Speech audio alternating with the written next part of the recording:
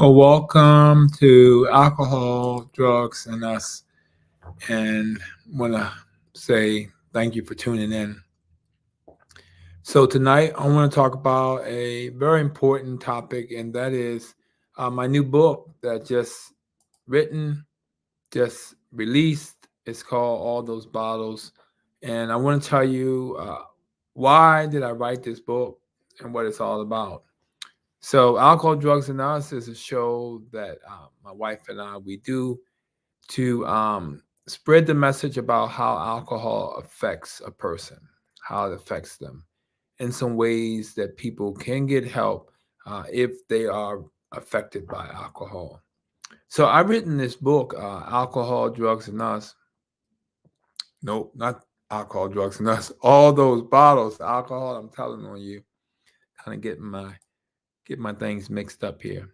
So all those bottles, alcohol, I'm telling you, is a book that's birthed out of my own experiences, my experiences with alcohol as a teenager, and how the effect of alcohol wasn't really pleasant for my life, and caused me to have a blackout, caused me to lose temporary memory and really do some things and say some things that were really inappropriate.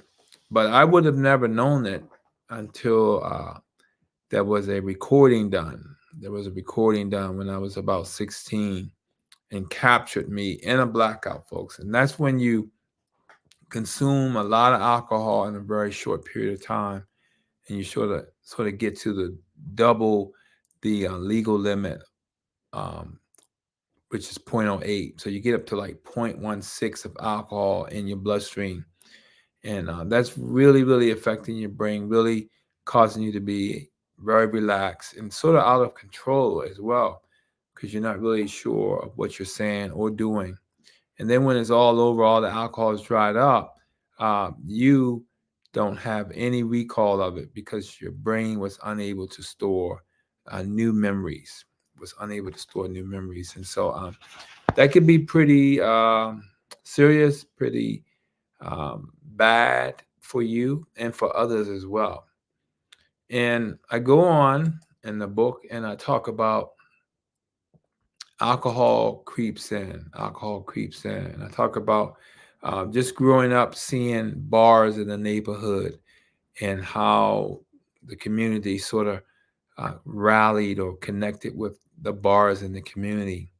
And then I talk about just how alcohol moved its way from the bar to further up the street and into homes, into the lives of people. And so it's a really good depiction of how alcohol can sort of um, affect an entire community, folks, an entire community, families, and all of that. So you definitely want to check that part out. Alcohol creeps in. Another one I talk about is alcohol is everywhere. Some people really, really wish that alcohol did not exist because they wouldn't have the problems they have.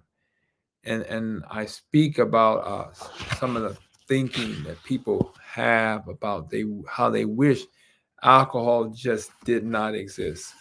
And we did try to make alcohol illegal for a period of time, but the demand for it was so great in the early 30s, and there was so much fighting with Al Capone and other gangs. And then our country was in a financial um, desperate time, the Great Depression. And so alcohol became legal in 1933. And it's been a problem since it became legal. It's so much of a problem that, guess what? 2 years later, Alcohol Anonymous was formed.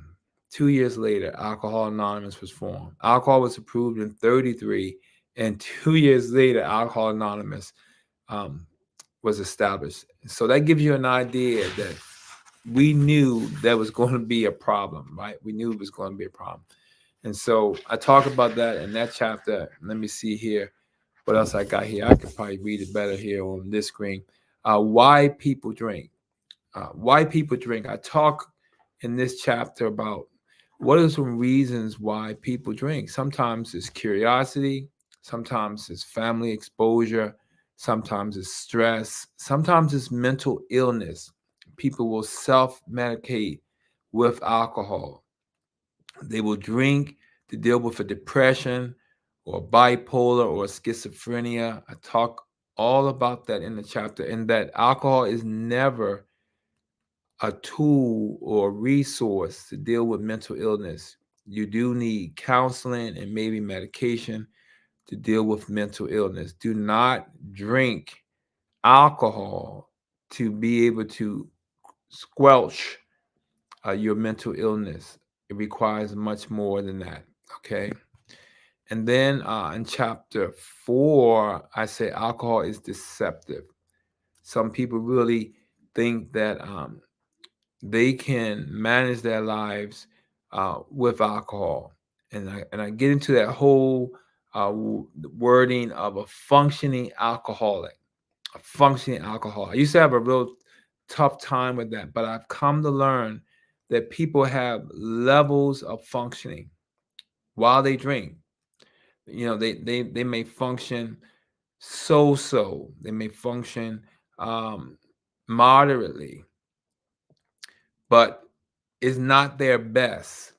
Is not their best. And they go to these jobs, they go to school, and they are sub average. Okay, they're below average of their functioning because they're contending with a substance that's altering their mind. Okay, that's making them have withdrawals and discomfort when it's not there, and it's difficult.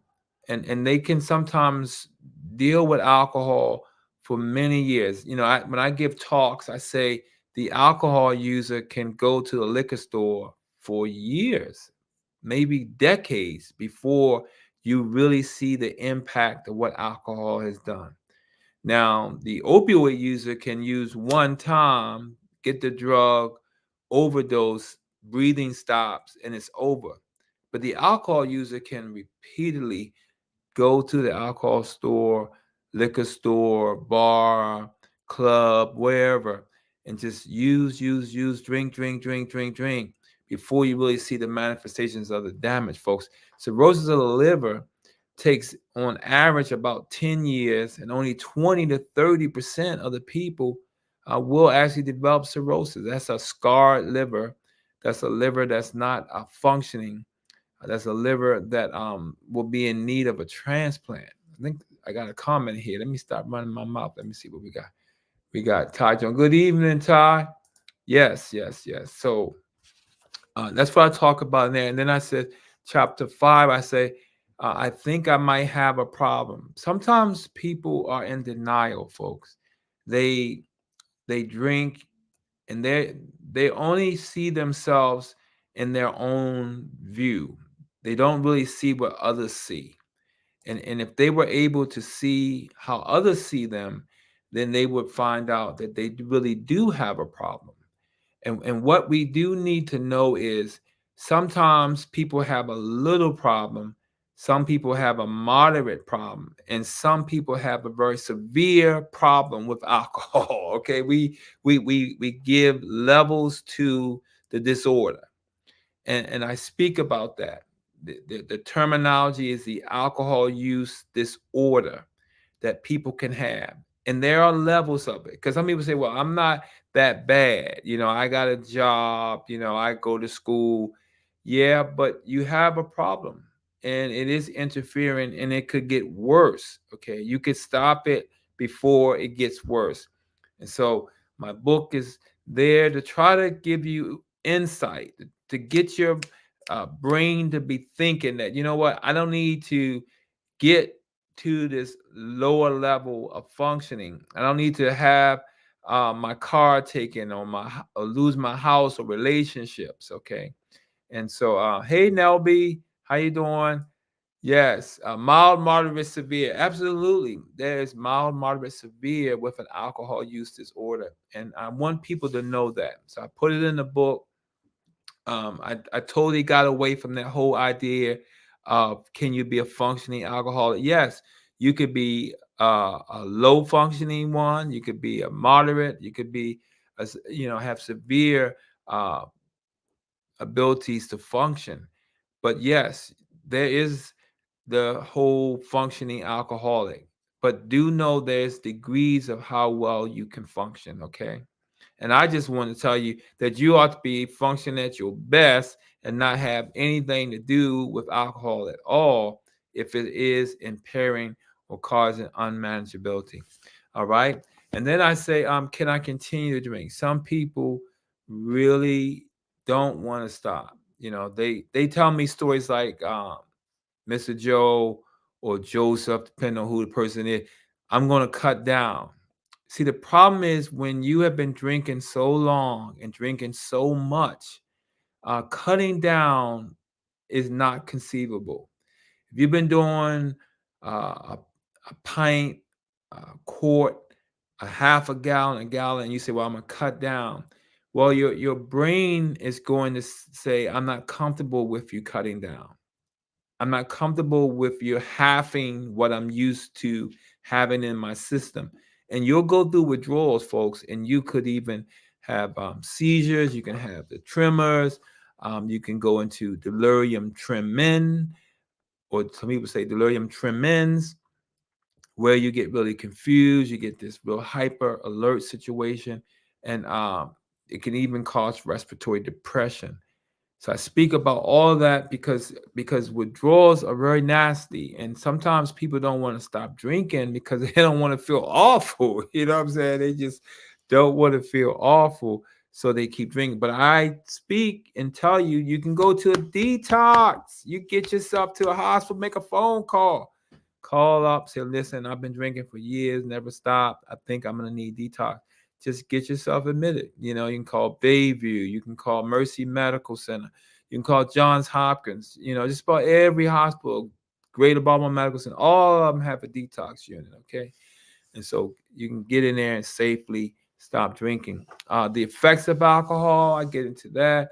How it affects the pancreas gland, giving you pancreatitis, how it affects the liver. Most time when you hear the alcohol, you hear cirrhosis, you hear the liver, right? Hepatitis, that's the biggest one that stands out. But alcohol does a lot of things. It affects the heart, makes the heart larger, makes it have to work harder because it does thin the blood. And please get this one. The World Health Organization said that no amount of alcohol is safe. It's healthy. No amount. WHO.int, World Health Organization, declared January 2023 that no amount of alcohol is safe.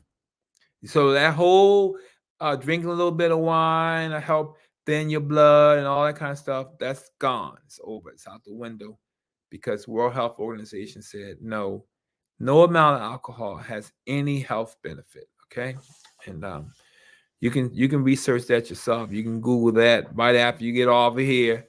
Uh, then I talk about the dangers of the alcohol use disorder, how it affects families, how it affects your job performance. Robin, hey Robin, do people drink because it tastes good, because it makes you feel good?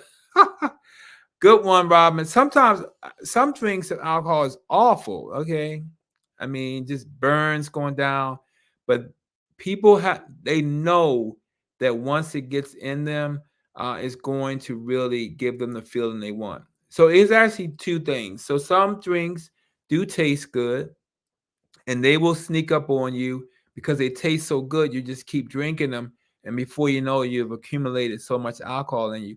And some drinks, like your gins and your vodkas, are really hard tasting drinks, but they give you an effect very quickly because it's a whole lot of alcohol in there. Okay, and so um, people kind of do both. Folks that become experts on what to drink and how much to drink of it.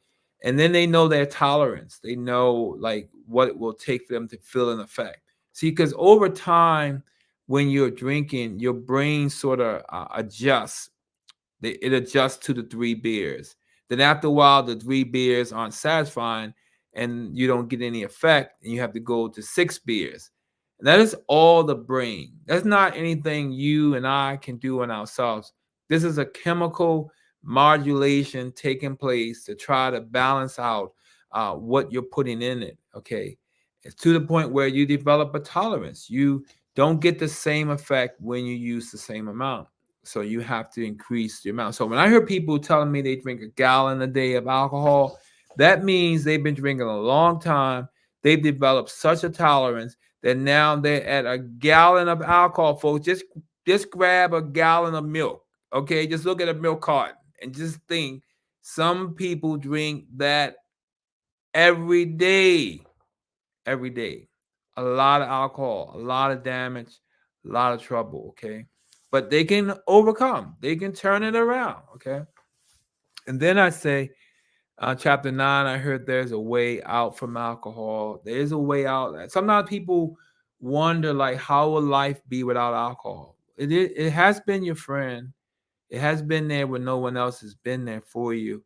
Um, but what will you do? You just find new friends. You find new supports. You find a new life, and it is possible. It is possible, and you don't have to get in your 30s and 40s having drank alcohol for 10 and 20 years. You can stop early. I talk about college students, how they get off on drinking, trying to outdrink each other and get into alcohol poisoning and dying. Okay, vomiting and choking off their own vomit, all that kind of stuff that happens in college. And actually, by the way, college is the place where the biggest amount of people will start drinking. Okay, they're away from home. They can do what they want to do. It's like the thing to do.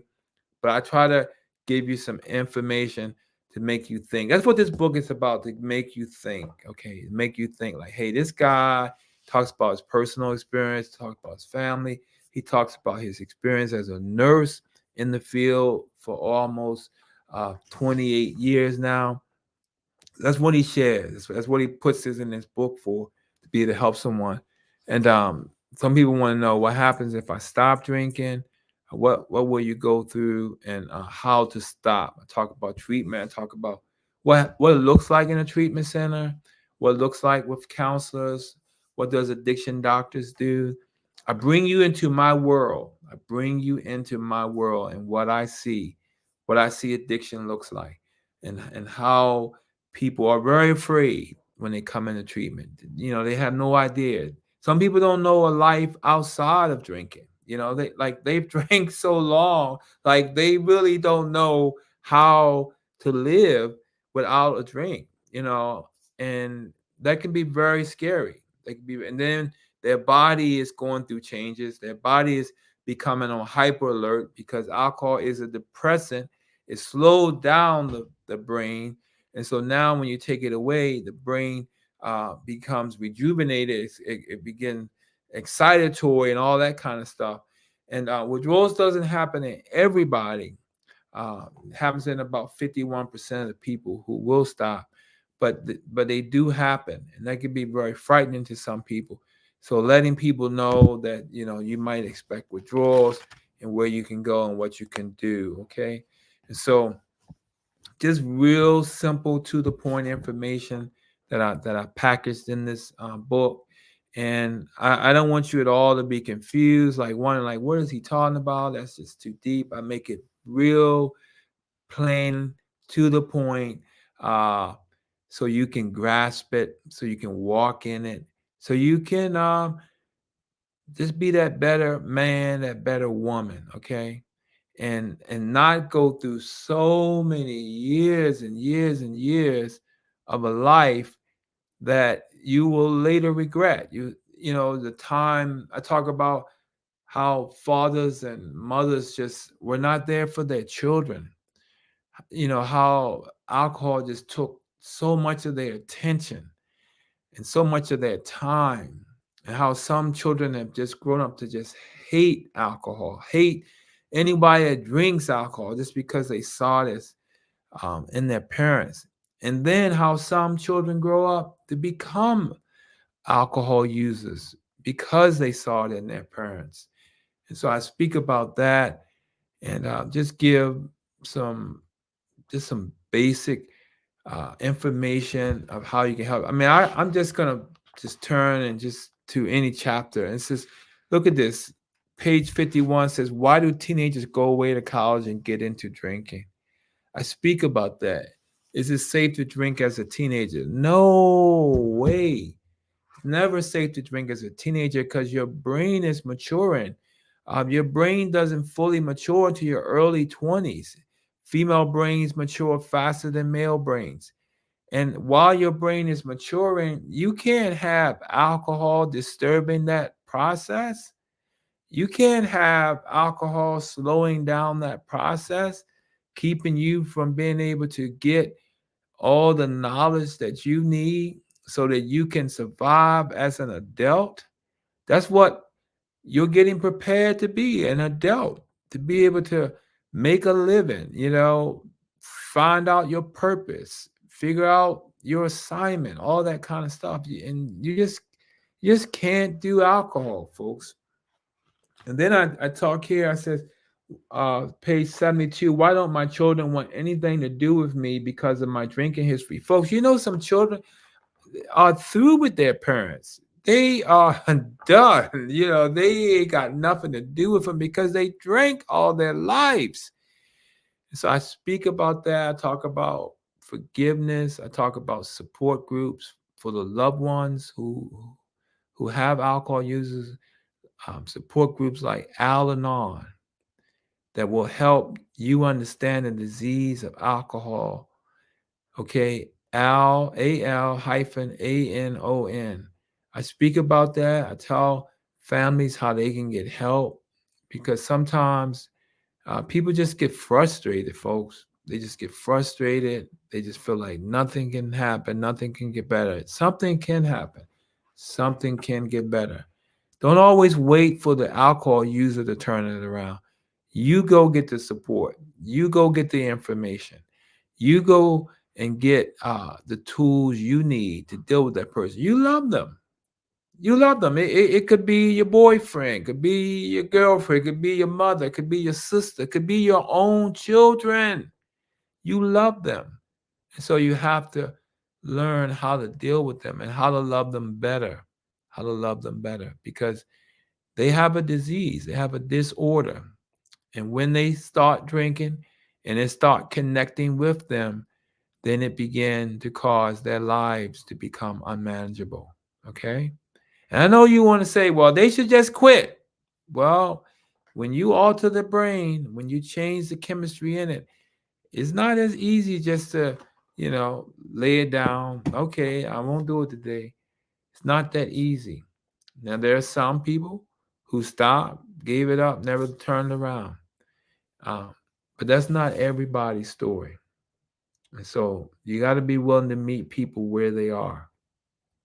Meet them where they are, okay? And so that's all I really wanted to share about alcohol. And I just encourage you, if you'd like to know more. Uh-oh. Crystal Hen. What's up, cuz? What's up, cousin? So yeah. So definitely let's just try to do better. I want to give you a statistic. For the longest time, we used to say about 90,000 people die every year from alcohol-related problems, cirrhosis of the liver, accidents, suicides, homicides, you name it, pancreatitis. Now the number is up to 144,000 people are estimated to be dying from alcohol. 144,000. Okay? A lot of people. A lot of people. A lot more people. COVID. Everything gets blamed on COVID. But COVID isolated people. And drinking went up. And it's still up. It's still up. It's still high. Okay? What you got, cuz? What'd you say? What'd she say? Congratulations on your new book. Thank you. Thank you. Yeah, so COVID caused the increase in alcohol use, and we're getting more. We're getting more deaths. We're getting more problems, from it. And we can't be silent. We can't be silent. I know we don't want to sometimes talk about alcohol, and some people call it the worst drug. They call it worse than fentanyl, cocaine, all of them, because so many people are exposed to it. It's everywhere. Your social event. Sometimes I even speak about going to addiction conferences and people are drinking there. That just it's like a huge pet peeve of mine. How are you at a conference on an addiction and you have a social hour and everyone is taking a drink? Professors, doctors, and all these people. It just blows me away. What you got here, Rob? She says, what are some signs that indicate to you that you have transitioned from a social drinker to being dependent on it? Yeah, yeah, yeah. So some signs is that there's a test called CAGE, CAGE, and the C stands for, do you have trouble cutting down? Uh, do people get angry with you about your drinking? Do you have like a gut feeling, that you gotta kind of have a drink? And then is there an eye opener? Do you need it the first thing to get you going? So those are some things to let you know that you're gone from a social drinker to a more dependent one. And then a lot has to do with how much money are you spending, how much time are you spending. Some classic uh, terms for addiction is you have a craving for it. Number two, there's a loss of control. And three, you use the substance despite of the harm. So people start to get DUIs. They start to get into fights. They start to lose time at their job, and they still drink. All these things are happening all around them, but they're still drinking. So they crave it. They start to have a loss of control. There's a saying that first the drinker uh, has the drink, and then the drink. No, first the man has the drink, and then the drink has the man. Okay, or the person. And so those are some signs that you're starting to come unravel. But the problem is so many people are in denial. They just ignore it. They just say, "Oh, not me," or "I'm not that bad." That's what a lot of drinkers say. I'm not that bad. And alcohol users tend to minimize, and it's a proven fact. I've seen it in practice. You say how much you drink. They say, "Oh, I only drink a pint." They really drink two. How many beers you drink? I only drink about five. They drink 12, 10, 10 and 12 all the time. They minimize their use because they're embarrassed. They don't want nobody to know that they consume so much. Then on the other end, drug users tend to maximize their how much you spend. Oh, I spend $50, $80. They spend $20. Okay, so it's a proven fact. Alcohol users will minimize, and drug users will maximize or overinflate their amount they use. What did you say? Cuz she says, I was an alcoholic. I like the fact you said, I was no more. Good. I drank to cover up pain. Yeah, yeah, yeah. Definitely drinking and drugging to deal with pain, trauma. Uh, People self-medicate. They they they found that drinking or drugging was the best way to cope. Unfortunately, it's not the way to handle your pain. And sometimes some really awful things people experience coming up they should have never been exposed to. But the answer is not to drink and drug to deal with them. The answer is to get into some counseling, to get into some therapy, to help manage that pain, or give it to the Lord. I won't be absent from uh, saying that the Lord is there too. God is still in the healing business, and so there's definitely a spiritual component of recovery. Absolutely, yeah, yeah. So, so that's what I've been talking about tonight. Any other comments or questions? I'm loving this. I mean, I am just on another level. Okay, I'm just like soaring. I'm like flying with the eagles. to know that this book is available. Is available on Amazon. Uh, doors are opening up, folks. Connections are taking place. I mean, it just got released January 17th. Okay, not even a month, and already things are just the wheels are starting to turn. It's doing what I wanted it to do. I wanted it to impact the lives of people. I wanted people to be changed. I wanted them to be able to think, to think. I wanted to give them something to think about. Like, should I be doing this? Should I be treating this person this way? Should I be holding bitterness?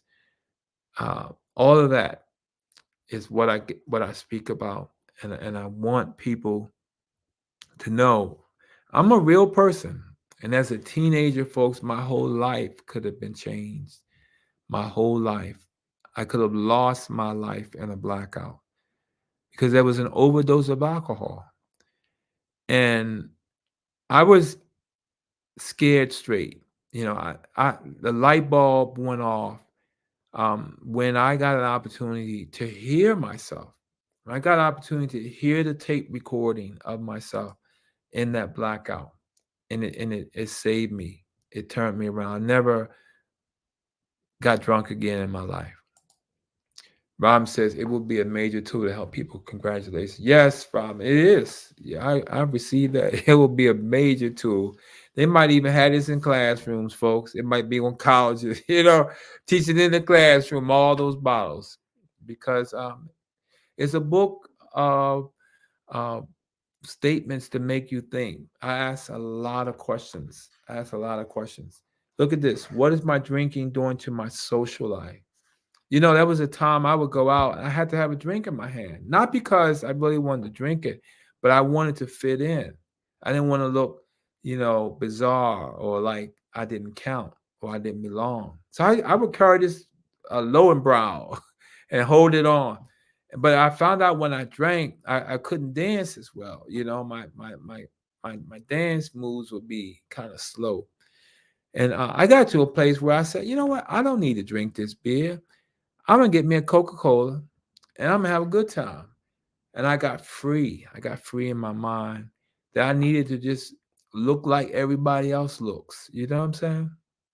And that's what some people do. They want to look like everybody else. All their buddies drink, all their girls drink, and then they want to drink along with them. You ain't gotta be like everybody else. You can be yourself. You can be unique. Okay, we are unique. No individual in the world is the same. Out of the 8 billion of us, none of us are alike. We're all different. Okay, you don't have to fit in. You can step out of the crowd. Let people follow you instead of you following people all the time. Crazy stuff. All right, let me see what else I got.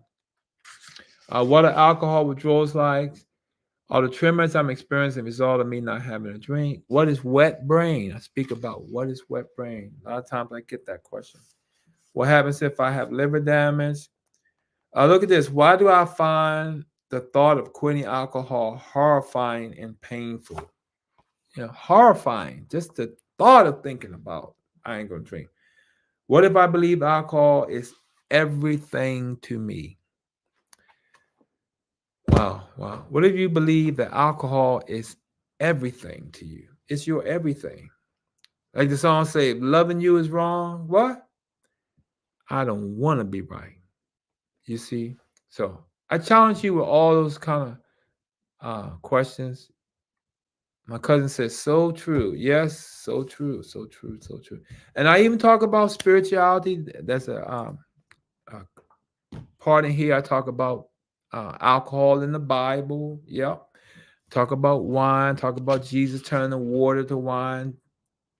Chapter 2, book of John. I speak about that, folks. I speak about that whole, must be okay. Jesus turned the water into wine.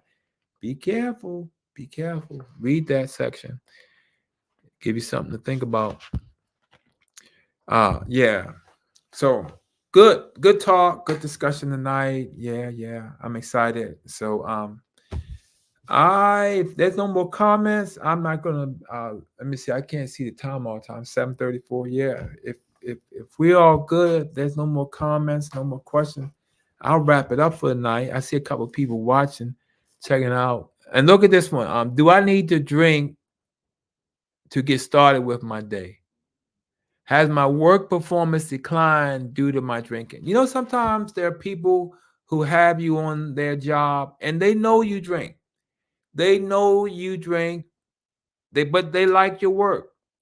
They smell your alcohol. They see your shakes, but they tolerate you, and they know they don't want to disrupt your family, all that kind of stuff. But they won't help you. They'll let you stay in that place, drinking, drinking, drinking all the time, and they'll keep you employed with them. I speak about that, folks. That's a disservice. That's a disservice to have you in there and not get you some help. Okay, because you could be a better employee. You could be a better person. But they accept it. They accept it. And that's a sad thing. That's a really sad thing.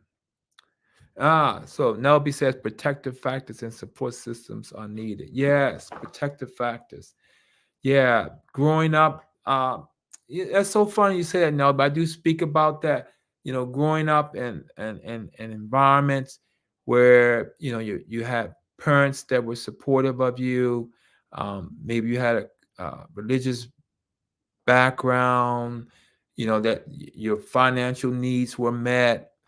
Those are good support systems that are needed. Yes, yes, yes. Thank you for touching on that. What else she say? Until you burn the place down. Oh yeah, yeah. She's talking about the job. Yeah, you had that job until you burn it down, and that employer would have been sadly mistaken that to keep you there. Absolutely, folks. But it happens. I mean, I went on an interview one time. I went on an interview, and the guy came out, and he was his hands was trembling, and he was saying, "Welcome to the job." His face was flushed and all, and immediately I was like, "This guy looks like he drinks alcohol," and he didn't talk long to me, and eventually he just kind of vanished. But I said he is at a job in withdrawals, while he is here interviewing a potential employee. I saw it, and it's a sad thing. He was an older gentleman, probably in his early 60s, late 50s, but he was there and in the throes of his alcohol use disorder, right there at a job, you know, somebody on the clock getting paid, but with an alcohol use disorder, okay? Unstable. Crystal, my cousin, she says, when you decide to start drinking, people get mad with you because you don't drink. Yes. Oh, man. You hit it right on the nail. I said that. Your friends ain't going to want to be around you. If you stop drinking, they're not going to want to have no more talk for you. What are y'all going to talk about? You speak a different language now.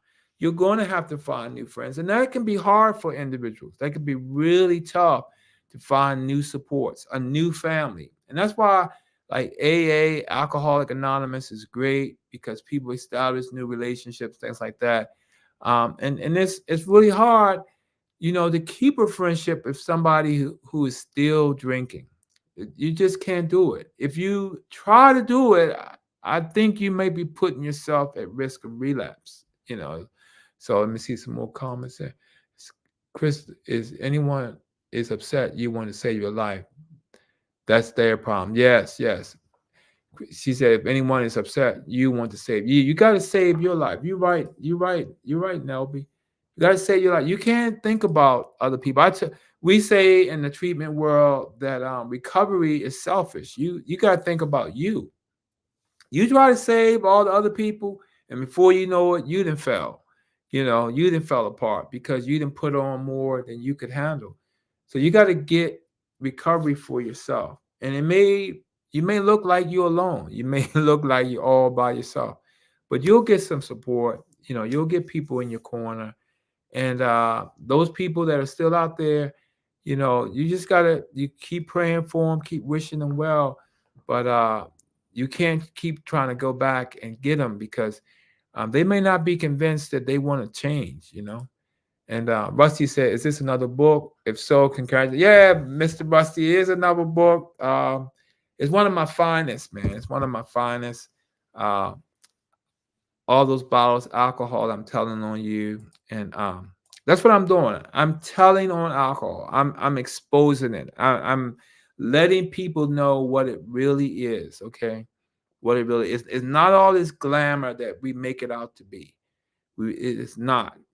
Like people don't see what folks go home to. They don't see what people struggle with at night, how they toss and turn because they can't sleep, how they, having pain and discomfort, and uh, their bellies are swelled because of all the fluid from ascites, from liver damage, the jaundice, the yellowing of their skin and their eyes, and all these kind of things that happen with them.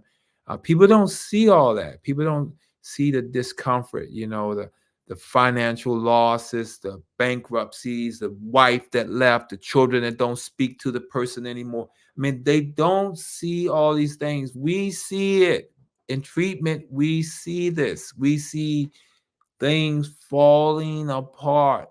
We see things unmanageable. We see people who are trying to pick up the pieces and get their lives together. And as addiction nurse, addiction counselors, we try to help them get on the right road to see that they have a problem and that they need help and that they will do whatever they need to do by any means necessary to get that recovery, to be alcohol free, to get their mind back, folks, to be able to think straight, to be able to, not have a substance influencing their decision, not have a substance influencing their ability to make good judgment, wisdom. Like the scripture says, get wisdom. It is the principal thing, and all about get wisdom. It's hard to get it when you have alcohol interrupting your brains. It's hard to get wisdom. It's hard to use wisdom. It's hard to make good decisions. It's hard to figure out the path of your life and where you ought to be in your life. And you keep being sold the lie because addiction is baffling. It's insidious, okay? Um, it tricks you. It makes you believe that everything is okay. It is not okay. Your life could be better. Your family could be better. Your finances could be better. Your purpose could be better. But you have bought into the lie. You have believed that you're okay. You're not okay. You could be better. No, you're not in a on the sleeps, or I mean on the streets, or in a shelter, but you aren't the best you could be. You aren't the place where you should be.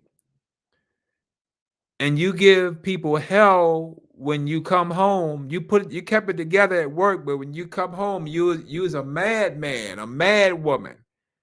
And the people are horrified and afraid of you. Okay? And I just come to tell the truth that that's not who you are. That's not the person you were created to be. And if you would surrender, if you would be honest with yourself and surrender and say, what must I do to be saved, to be changed? Then there's hope for you. Then there's hope for you. Crystal says, I can't go back drinking, cousin. It's been 20 years. Awesome. 20 years. That's exciting. That's exciting. I want somebody to get 2 days clean, 1 day clean. I want them to get a week clean. You got 20 years. I need somebody to get 1 day, turn around for just 24 hours and be clean from the poison alcohol is. It's a poison. The liver knows it's a poison. If you drink a drink the alcohol gets metabolized, broken down by the liver immediately. It goes to work on it. And you can't drink another average drink for another hour because it takes that much time to break down a 12-ounce beer, a 5-ounce glass of wine, a 1.5 ounce of gin or vodka. It takes an hour for the liver to break it down. And if you drink faster than the liver can break it down, guess what, folks? You're impaired. You're drunk. You're going to start taking off your clothes. You're going to start getting crazy, okay? You're going to start talking out your mind. You might even start a fight. Ain't no telling what might happen, okay? That's what alcohol will do. You might get liquid courage, say some stuff, call some people out, and your whole life can be changed. You may jump in a car, think you can go all across the highways, put somebody's life in danger. That's not what you want. That's not what you want. It's people who, if they could look back and turn the clock back, they would do it. But right now, you who are listening to this, it's time to turn it around. It's time to go in another direction. Kind of do something different. You know you got a problem. You know things are not as good as they should be. You know your finances are jacked up, your relationship is jacked up, the job, your school, your health is impacted. And the only thing you can attribute it to is drinking. At the end of the day, it's because of a drink. It's just that simple. It's because of a drink. You may have hid it in your house, you may got it behind the bookshelf, wherever, but it's there and it's impacting you. And it's time to turn it around. Father God, I pray that the lives of the people who will watch this video, God, will be changed. That they will take a look at the man or the woman in the mirror and say, what must I do to be saved, to be changed, to be healed, to be whole, to be better? And God, I pray that they will find the answer to the ill of alcohol and abstain, not cut down, but abstain and be free in Jesus' name. Be free, be free, be free.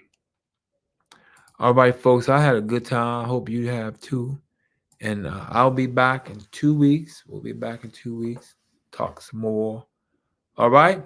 Thank you so much. Appreciate you. Have a good evening. All right. Christopher said, amen. Amen, sir. That's a good way to close. Good way to close.